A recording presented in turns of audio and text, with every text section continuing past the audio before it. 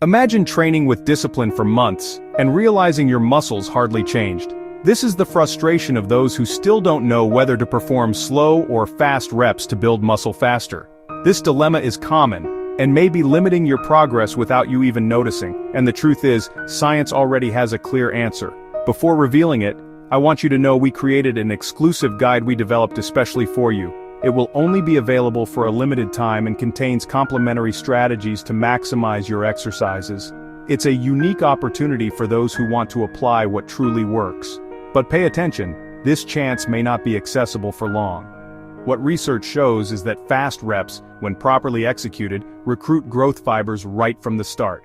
Slow reps, on the other hand, reduce load and volume, limiting muscle development. That doesn't mean there aren't exceptions, but the foundation needs to be clear. And that's exactly what we're going to cover in detail today. With this knowledge, your training will become smarter and more effective. You'll learn how to combine strength, hypertrophy, and safety in every repetition. This way, not only will you grow faster, but you'll also be building solid and resilient muscles. Now, let's dive into the science behind slow and fast reps. To better understand the effects of different repetition speeds, let's look at a specific study that directly compared them. In this research, we took a group of individuals and had them train their elbow flexor muscles, which are the muscles in the front of your upper arm, like the biceps. The participants were split into two groups. One group performed their exercises using a traditional tempo. This meant they lifted the weight in about 1 second and lowered it in about 1 second. This is a common tempo that many people naturally use when they lift weights in the gym. The second group in the study was assigned a very different protocol. They were instructed to perform their repetitions with an extremely slow tempo. This involved taking 10 seconds to lift the weight during the concentric phase, and another 10 seconds to lower it during the eccentric phase. This meant that a single repetition took them a full 20 seconds to complete. The goal was to see if this massive increase in the duration of each rep would lead to greater muscle growth. Both groups trained with the same exercises and for the same number of weeks, ensuring the only major difference was the speed of their repetitions. After the training period was over, we measured the changes in muscle size for all participants. The results were quite revealing. The group that used the traditional faster tempo saw their muscle size increase by an average of about 17%. This is a significant and expected amount of growth for a structured training program. However, the group that used the super slow 20-second repetitions showed a much smaller increase. Their muscle size grew by only about 11% on average. This finding was quite surprising to many who believed that slower reps were superior. The results of this study clearly showed that, in this direct comparison, the traditional tempo was significantly more effective for building muscle than the extremely slow tempo. The group lifting at a normal speed experienced nearly 50% more muscle growth than the group performing super slow reps. This suggests that simply making a muscle work for a longer period of time during each set does not automatically lead to better results. There seems to be a point of diminishing returns when it comes to slowing down your repetitions. And in this case, the extremely slow tempo was clearly suboptimal for hypertrophy. The idea behind slow repetition training is centered on a concept called time under tension, or TUT. This term refers to the total amount of time a muscle is actively contracting during a set. The logic seems straightforward. If you make your muscles work for a longer duration, you should provide a greater stimulus for them to grow bigger and stronger. A set of 10 repetitions at a traditional tempo of 2 seconds per rep would result in 20 seconds of TUT. In contrast, a set of just 5 repetitions at a slow tempo of 10 seconds per rep would result in 50 seconds of TUT. The belief is that this increased time under tension is the key to unlocking more muscle growth. However, as we saw in the study mentioned earlier, this theory does not always hold up under scientific scrutiny. While it is true that a certain amount of tension is necessary to stimulate muscle growth, simply extending the duration of that tension does not seem to be the most important factor. Our research and the work of others have begun to show that the total amount of mechanical tension, which is influenced by both the weight you lift and the time you lift it, is what truly matters. Focusing solely on increasing the time component by dramatically slowing down reps can be counterproductive. When you intentionally slow down your repetitions to an extreme degree, you are forced to use much lighter weights. You simply cannot lift a heavy load if you are trying to take 10 seconds for the concentric phase.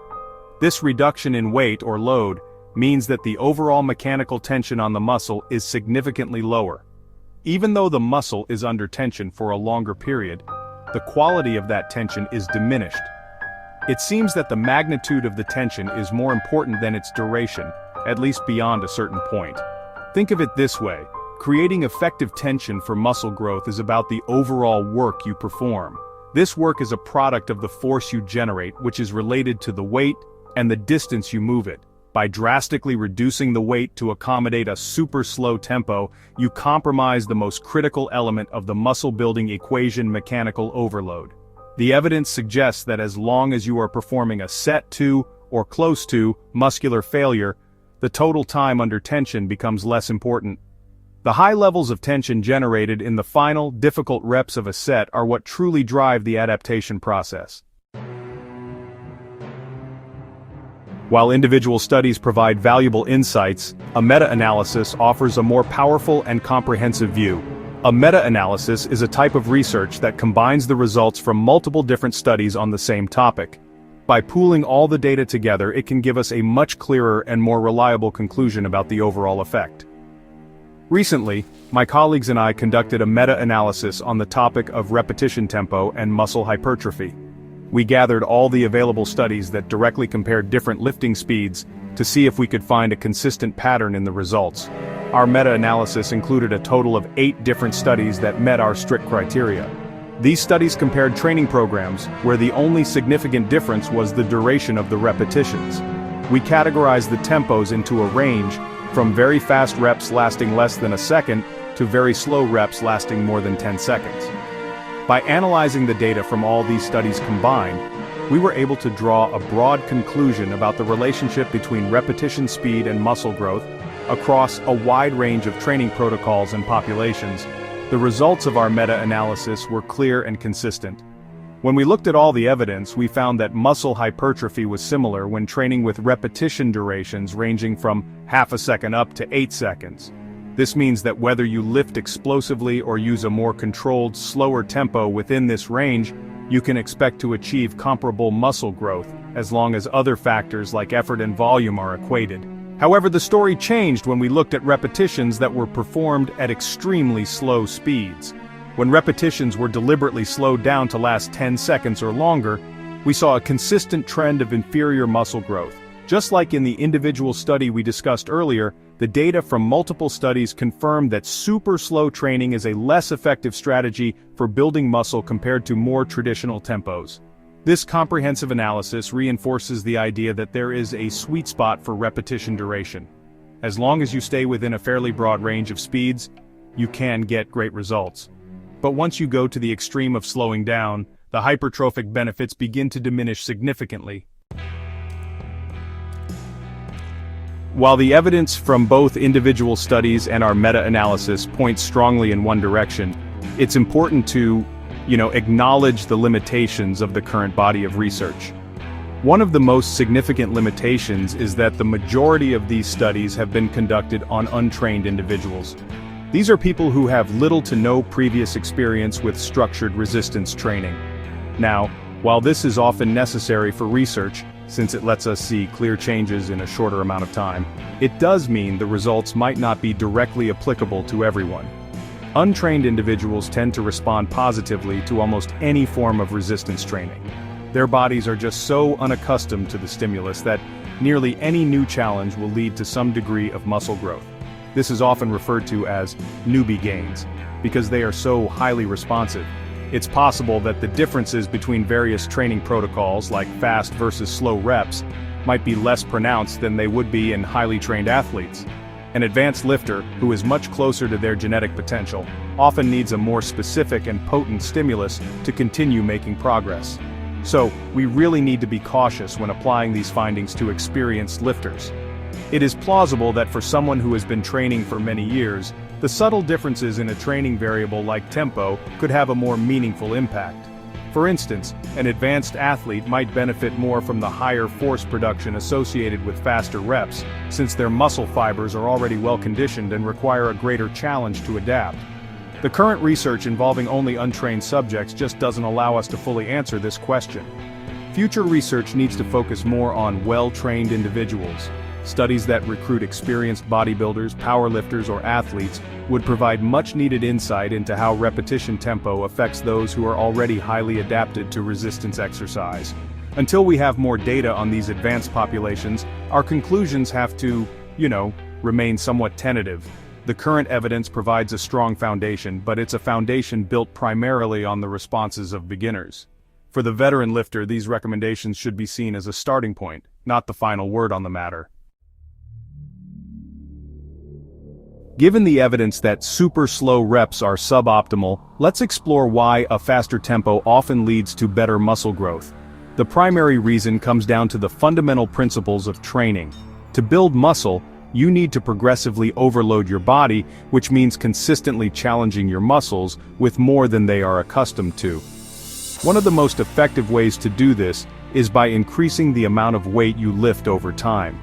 This is where repetition speed plays a crucial and direct role in your long-term progress. When you perform the concentric or lifting portion of a repetition with maximal intent and speed, you are able to generate more force. This increased force production allows you to lift heavier weights than you would be able to lift with a slow and deliberate tempo.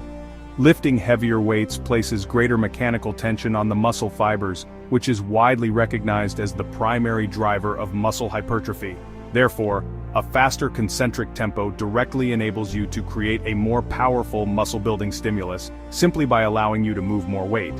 Furthermore, using a faster, more natural tempo can allow you to complete more total repetitions in a given set when using the same weight.